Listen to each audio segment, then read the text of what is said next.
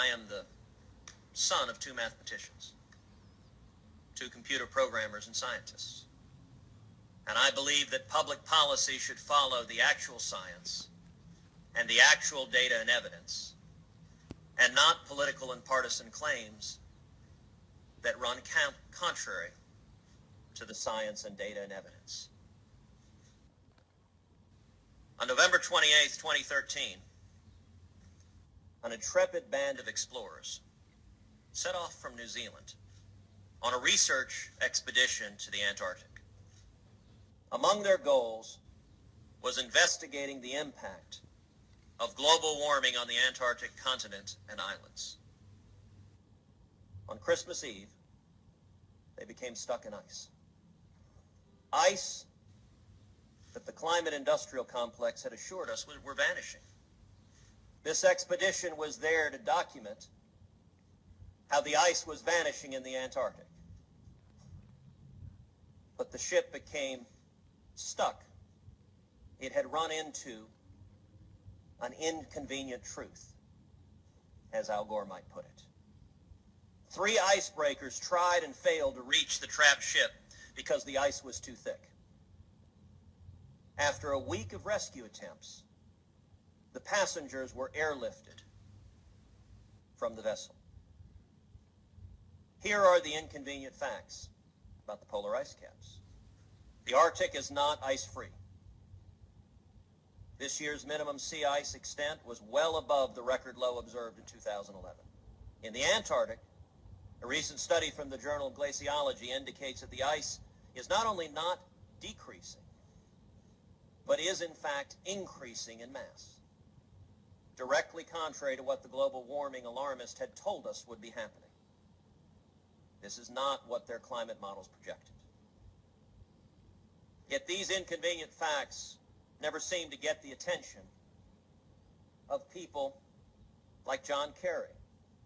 And indeed, I would note behind me, on August 31st, 2009, then Senator John Kerry said, quote, "Scientists project that the Arctic will be ice-free in the summer of 2013. Not in 2050, but 4 years from now." Well, the summer of 2013 has come and gone. And John Kerry was not just a little bit. He was wildly, extraordinarily, entirely wrong. Had the Antarctic expedition, in the picture next to it, not believed the global warming alarmists, had they actually looked to the science and the evidence, they wouldn't have gone down and been surprised when they got stuck in ice. Facts matter, science matters, data matters. That's what this hearing is about. Data. According to the satellite data, there has been no significant global warming for the past 18 years. Those are the data. The global warming alarmists don't like these data. They are inconvenient to their narrative. But facts and evidence matters. And I would note that many in the media reflexively take the side of the global warming alarmists, reflexively oppose anyone who actually points out, well, was John Kerry's prediction accurate?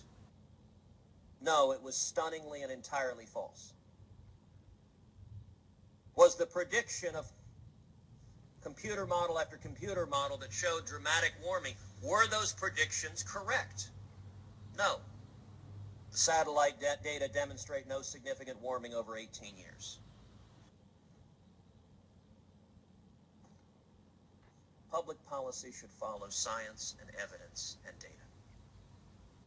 And I would note that I found it amusing that our friends on the Democratic side of the aisle, I discovered, held a press conference today as a prebuttal to this hearing. I suppose I should view that in a sense as a backhanded compliment. I'm reminded of the bard, "Methinks she doth protest too much." What does it say when members of the United States Senate are protesting? How dare the the Science Subcommittee in the United States Senate hear testimony from scientists about actual science. How dare we focus on such topics? I think that is indeed exactly what we were elected to do. Senator Peters.